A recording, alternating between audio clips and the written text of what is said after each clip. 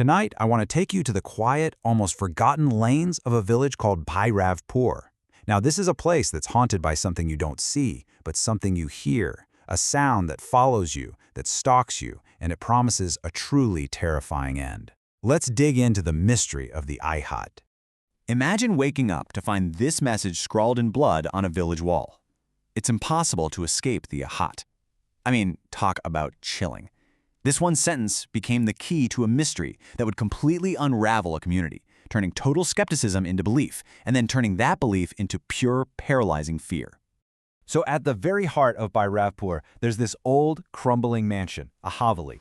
For years, the villagers just steered clear of it. They would whisper about these strange sounds coming from its decaying walls. They called it the Ahat, and it was a sound that absolutely everyone knew to be afraid of. Okay, so what exactly is an Ahat?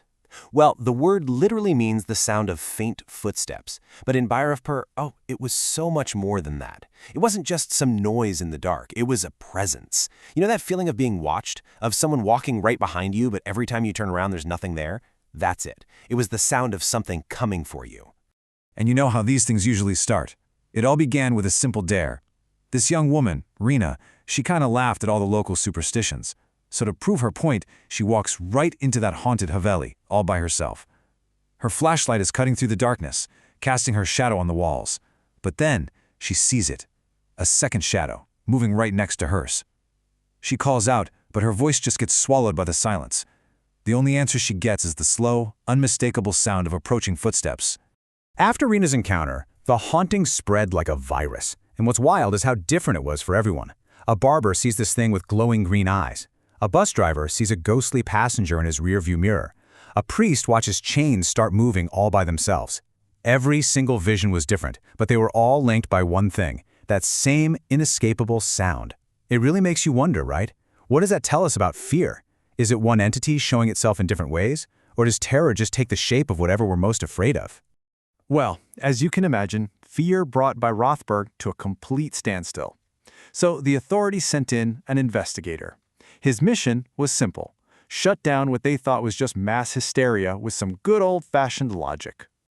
So you have this classic setup, right? On one side, you've got DCP Arvind. His entire world is built on evidence, on proof, on reason. To him, this whole thing is just superstition, born from fear.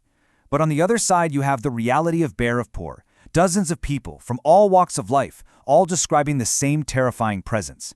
It's pure logic clashing with a shared, unexplainable experience. So, determined to prove them all wrong, Arvind marches into the haveli alone. And this is where his entire world of logic just falls apart. He hears it, that distinct sound of footsteps on the stairs. He whips his flashlight around, and there's nothing there. And then, he feels it. A cold, firm hand on his shoulder. He spins around, but he's completely alone. For the first time in his life, reason had absolutely no answer.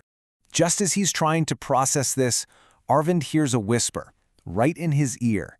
The truth is in the cellar. That was it. His skepticism was shattered.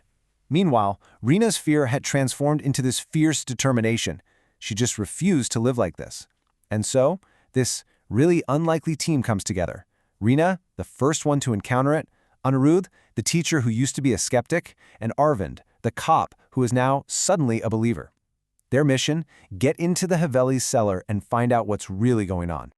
Armed with nothing but flashlights and this brand new sense of dread, the teen heads down into the one place nobody had ever dared to go, the cellar.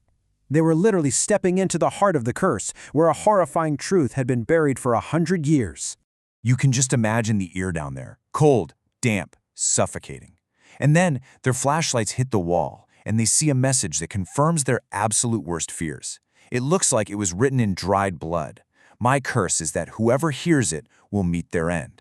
Okay, so this wasn't some random haunting. This was personal. This was a targeted, vengeful curse.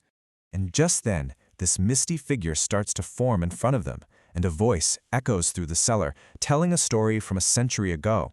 The figure was Lalita, the original lady of the house. Her husband, totally consumed by greed, had buried her alive, right there in that very cellar. So you see, the Ahat, it wasn't just any sound. It was the eternal echo of Lalita's last desperate footsteps. It's a terrifying reminder of how one act of evil can just echo through time, becoming a living wound on a place.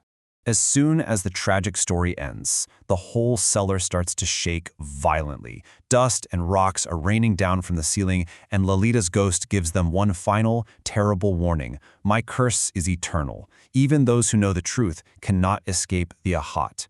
I mean, can you imagine the hopelessness? They're scrambling to get out of there as the entire cellar collapses around them. So, they barely escape the collapsing Haveli with their lives. They're shaken, obviously, but they believe they've finally figured it out. They know the who, the what, the why.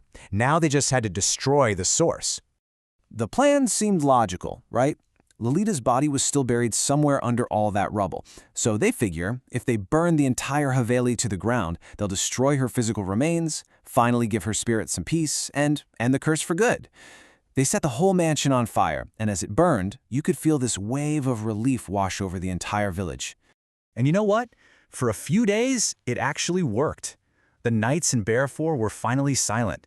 The fear started to fade away. They really thought they had won. But had they? Just as life was starting to feel normal again, Rena was in her room studying. A cold breeze blows in through her open window. And then she hears it, faintly at first, but then it gets clearer. That slow, soft, unmistakable sound of footsteps, getting closer, from the corner of her own room. The Haveli was ashes, but the sound was not. And this brings us to the story's truly terrifying conclusion. The curse was never really tied to the Haveli or to a body. It was tied to the sound itself. Once you hear it, it latches onto you. It's not just a noise anymore, it's an unseen shadow that follows you everywhere. And it leaves us with this one truly haunting question. If the monster isn't a ghost you can fight, but a sound you've already heard, how could you ever possibly escape?